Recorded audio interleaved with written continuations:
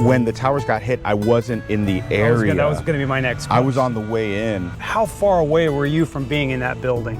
Because I know it was around 9 in the morning, right? 30 minutes, yeah. I was a dropout. I really only attended like the first year of high school. From dropout to professor. I remember the very first time deciding like whether or not I'm wrong, it's more important for me to keep my connection to my wife. My parents were laborers, you know, and you had to do all kinds of things, and I think that just stayed with me. I don't think I've done anything meaningful without being called to it. My bass is a big resonant instrument, and that moves through me. It leaves something with me, you know, it keeps me going.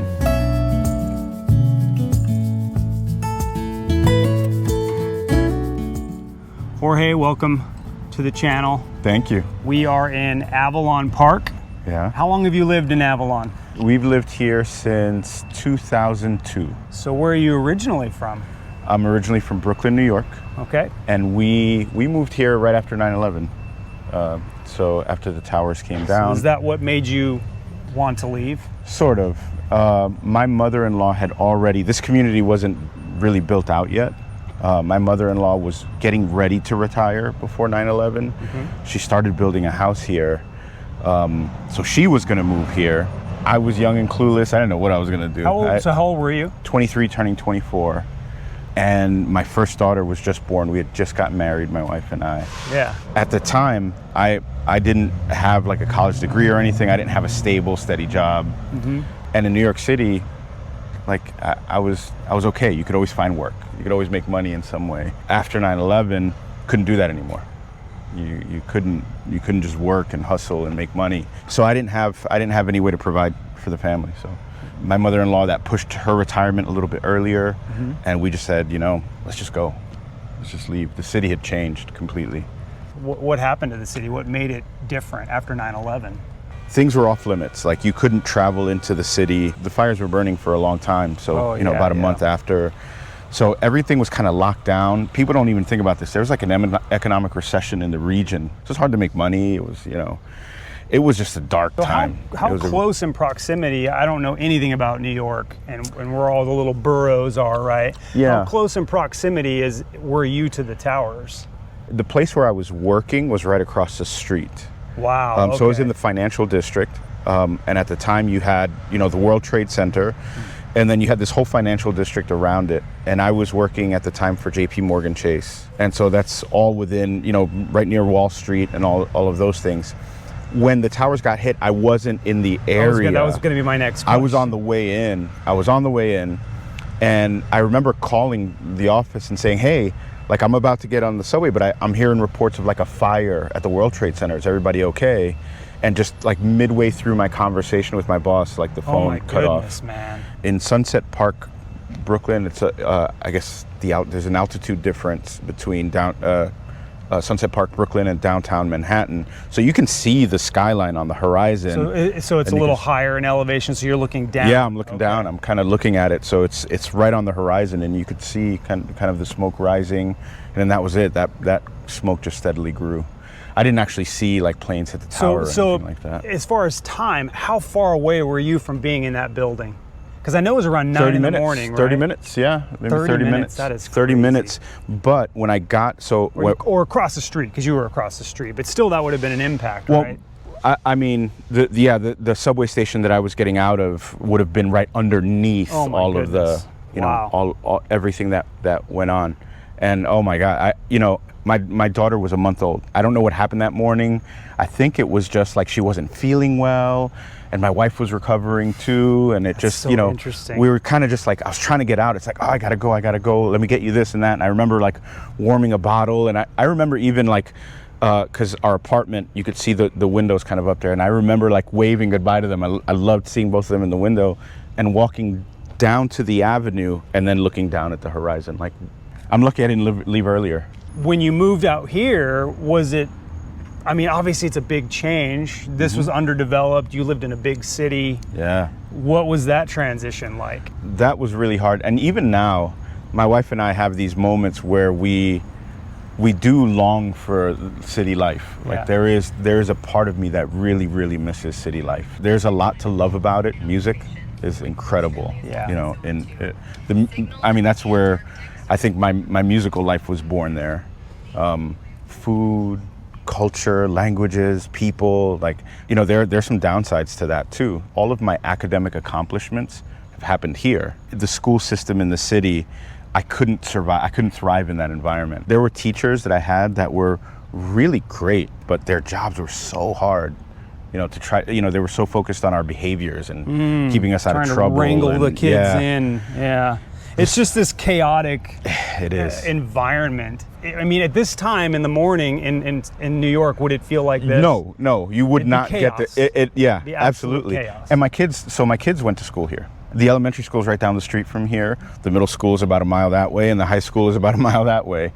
And so they grew up in this, and that for me makes it worth it. I could not imagine them growing up in Brooklyn. So you mentioned family.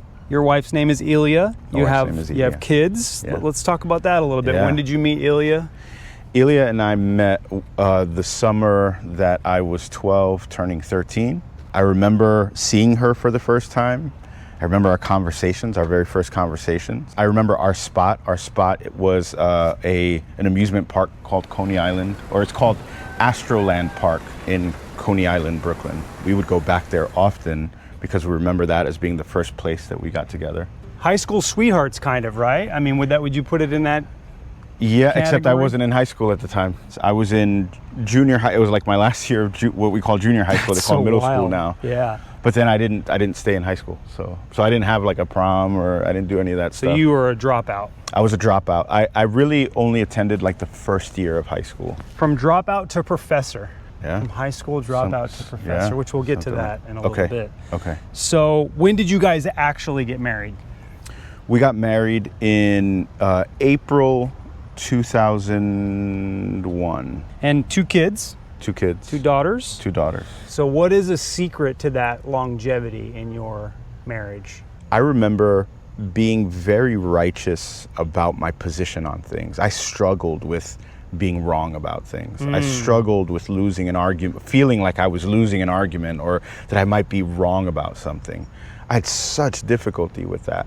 And I remember the very first time deciding, like, whether or not I'm wrong on this, it's more important for me to keep my connection to my wife. I remember the first time making that choice. There's another thing that I did during the Great Recession in 2008. That was a tough time for us. And I was in a state of needing to change myself a little bit. I remember deciding that anytime I had to make a decision, anytime I had a choice in front of me, that I would consider the impact to my wife and my daughters before anything else. And I think they could feel that. I think they could feel that they were being chosen and considered and thought about in every decision.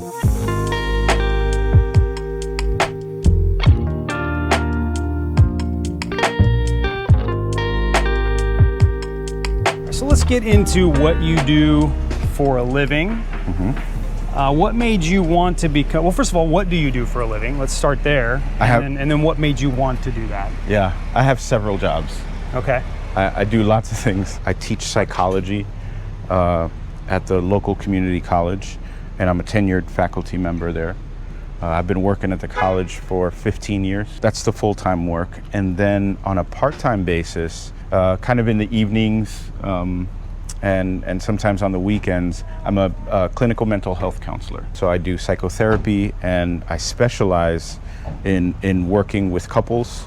I work with individuals too, specifically working around betrayal and infidelity in relationships. What made you want to get into this field? In every classroom that I've been in, I've always been the oldest student. Okay. I started late. I earned my first college credit at 24 years of age. Okay. I didn't decide this early on or anything like that. You know, I just, it was me trying to start a life. During the Great Recession, when I was out of work, the only thing that came available was working at a college. There was a position available, it was a part-time position. I was already apprehensive about going into education because I just didn't feel confident in my ability as a student. I've always been an anxious student. Yeah. I was not confident in my identity as a learner. I took the job out of necessity, And it just turned out that I was the right person for that work.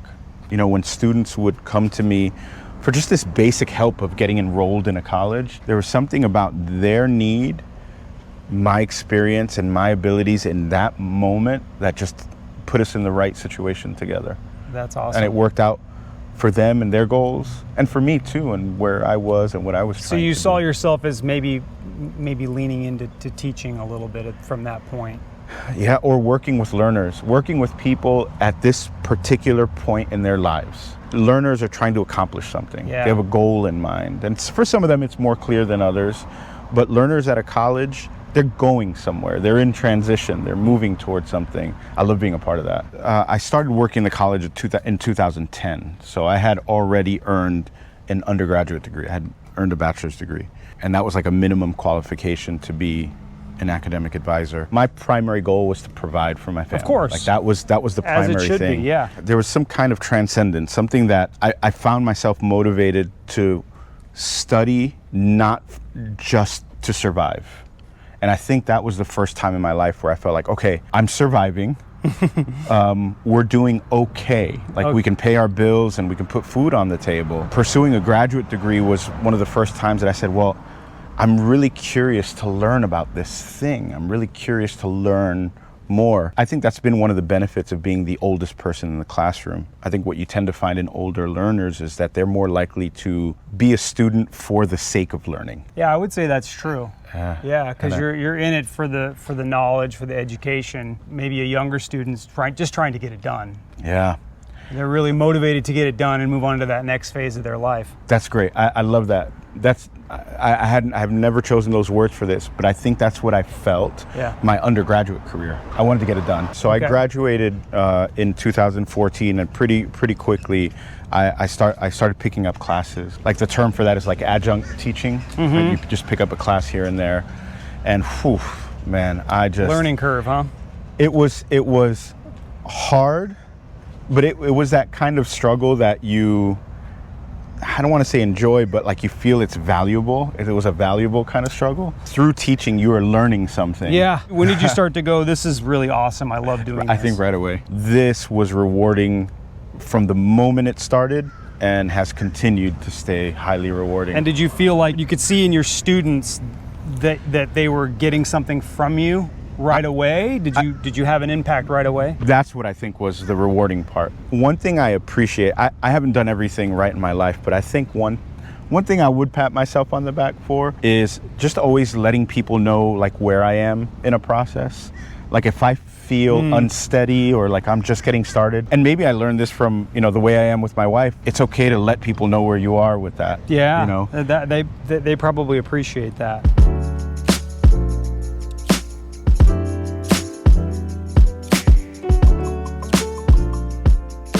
So I feel like I'm in a counseling session right now, which is an incredible transition. That's what you do.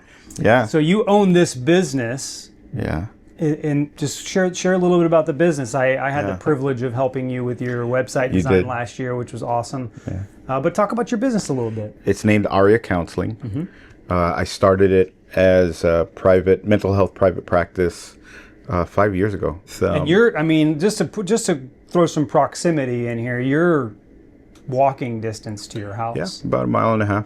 Yeah. That's not, it's so awesome to be that close. It is. It's incredible. Home. Yeah. It's incredible. Yeah. So it's interesting that the people who created Avalon Park, their little tagline is live, work, and play. So I live here, I work here, and we've played here. We have played here a couple times. Yeah.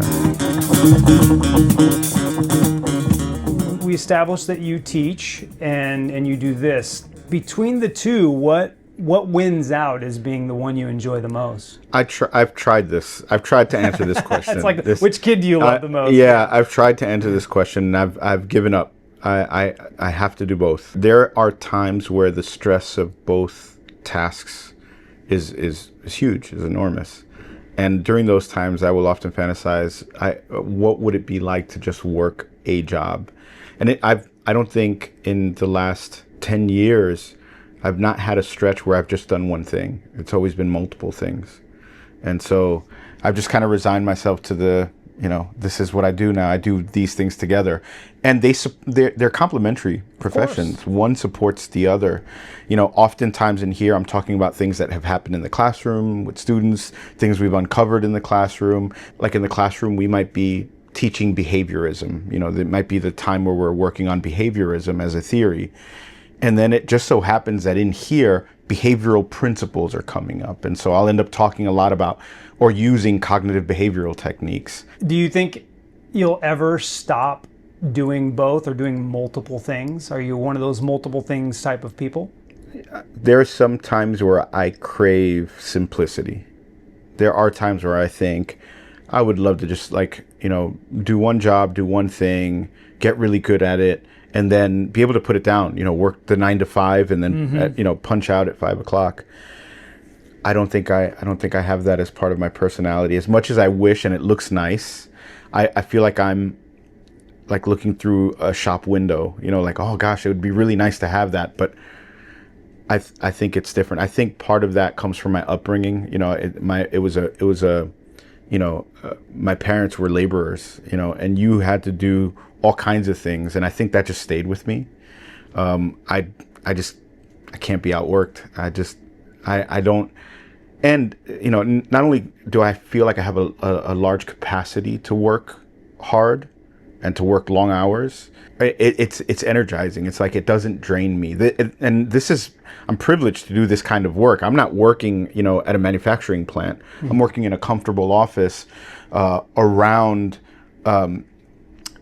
change in people's life. This is really like fulfilling work. Yeah, it really charges me up.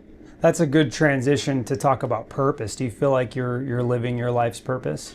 Or do you think about purpose? Does purpose come up in your courses and classes? Yeah, it does a lot. It's been a really important thing. The way that I think about those things is that they're not external things that we are searching for. That's something out there that I've got to find the thing that I'm meant for.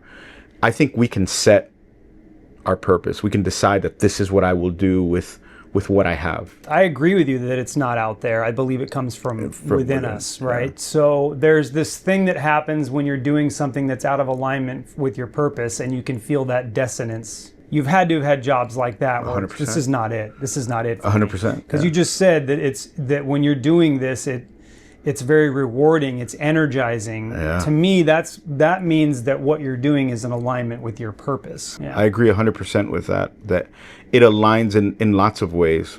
One, with maybe the purpose that I have for my life, and with other things too. Am I the person for this? Yeah. And it feels like, yes, I am the person to be with this client that's sitting on that couch. I'm the person for this situation in this moment. Do you believe that there was a more of a higher calling that called you to this? I don't think I've done anything meaningful without being called to it. There have been times in my life where I have pursued things with an outcome in mind. Like I need Goals. to get this thing. Yeah. It's actually like what you said earlier, which it's going to stick with me, what you said, which is there's a way to go about college to get it done.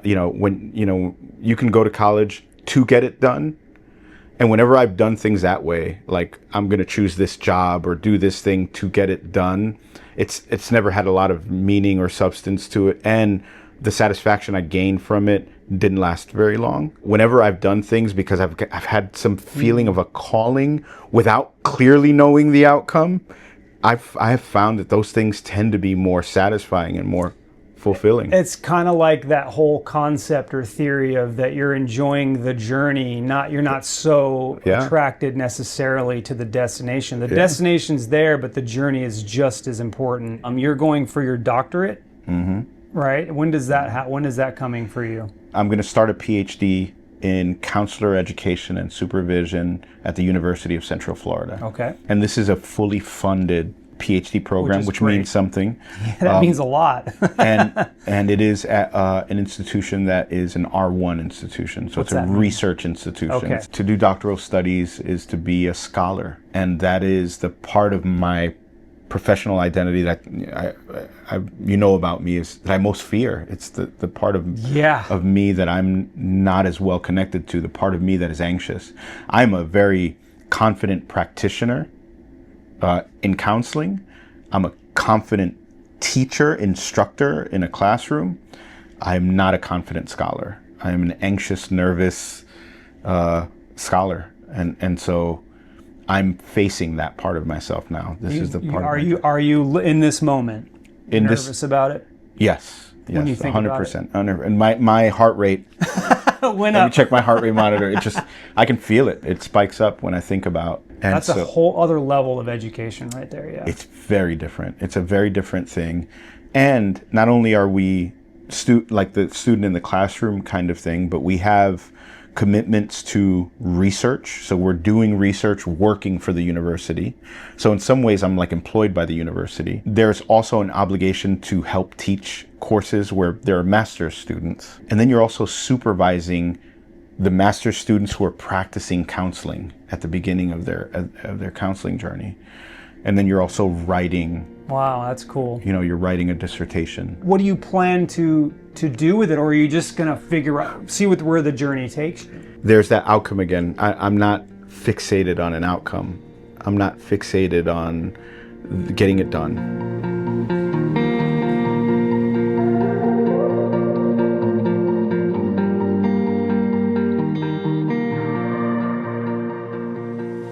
So speaking of balance, this channel, one of the things we like to touch on, it's the name of the channel, Break from the Grind. We discover you, but what do you do to rejuvenate yourself? What's the thing that you lean into that kind of takes you away from it all, fills you back up? When you do this kind of work, like when you work in a classroom with students, when you work in counseling with clients or with patients, depending on where you work, you have a responsibility to take care of yourself.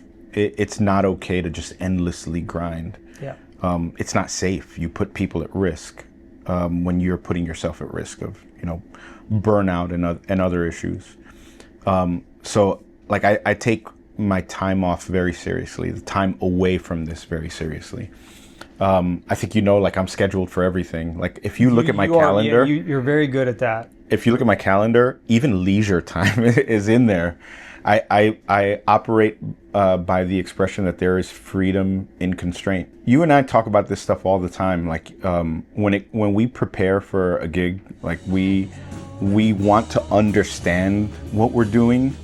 And I think you and I both do this. Like we work really hard to understand what we're doing at the next gig, so that when we get there, let it go. I learned that later though, a lot later. Me too. It really only recently, as crazy as that is, I would still bring some of the nerves into it, but I'm learning now. It's like, hey, I did my prep. I've done it for years. I don't need to worry about it. And if it doesn't go perfectly, that's fine. So let's talk about that a little bit. We play in a band together. We didn't even mention that from the beginning. That's right, actually how we met, is through music. Yeah. So is music that thing? It's that one of break those. For you? It's one of those things. It is one of those things that let me. I'm a different person completely after music. So like, I keep a guitar in here, and like between sessions, it rejuvenates, it recharges. When on the weekends when we have, gigs, I come back Monday feeling incredible. It is something I can't explain, the feeling of do that, and particularly the instrument I play. So my instrument is, I'm the biggest fan of the drums. Is my instrument, right? The biggest fan of the drums. I'm the bass player, and I love I love the drums. I'm a bass player who loves the drums, and that experience of like just feeling music and being in it. So I'm always kind of next to your kit, and your kit just moves through me. Yeah. My bass is a big resonant instrument, and that moves through me. And it just leaves something with me when we do that, and it holds me, it keeps me going. So music is that break for you, and how does music kind of influence every part of who you are? Music is where I got the thing that has allowed me to relinquish control or become overly attached to how things work out. because you can't. Oh, it's so true, right? Oh, man. You can't control those things. I think that's a secret. I think that's a tip you can give any new musician, because you may be like me, like I was in the beginning, where you're striving for perfection, and I think that maybe you were guilty of that at times, where you want it to be perfect. Once you relinquish that need for it to be perfect, music becomes the most amazing thing. Yeah, it can fly at that point. It can be the same song different every night. And it has been, hasn't it? Hasn't it been? There's not one set that's ever been the same. Yeah, ever been the same. I agree. There's been no perfection. I love that. Which is perfect. Exactly. I agree with that. And if you look back, if you think about all these areas in my life, that lesson just holds true. That when I become fixated on things working out a certain way, it ends up not being a great situation. But when I become more invested in the process and how I'm going about things just tend to work out better. In my marriage, that is true. So me giving up this need to be right, or this fear of being wrong, giving that up and being more invested in how my wife is experiencing our relationship, and then how I'm experiencing our relationship, that has been incredible for me. It's the way I work in a classroom. It's the way it works here in counseling. And I think that's how I'm going to approach doctoral studies, is I'm going to embrace the moment and do what I can to live by the values that I've set, to do as much as I can with the opportunity that I have in that moment, and to embrace it, to enjoy it. That's beautiful, man. Well, thank you so much for sharing your story. Thanks for being interested, man. Thanks for being interested. Thanks for being my drummer, homie. That's one of the best parts of my life, and so I appreciate doing that with you, and I thank you for doing this with me. Absolutely, and I appreciate your friendship. Agree, me too. Jorge's journey, born from a moment of national tragedy and personal uncertainty, is a powerful testament to the human spirit. He has transformed his life not by a grand, predetermined plan, but by embracing the opportunities before him and a willingness to adapt. His life isn't defined by where he started, but by the quiet resilience he found and the joy he discovered in simply trusting the journey. Thank you, Jorge, for sharing a beautiful Florida morning with us. Until next time, thank you for watching.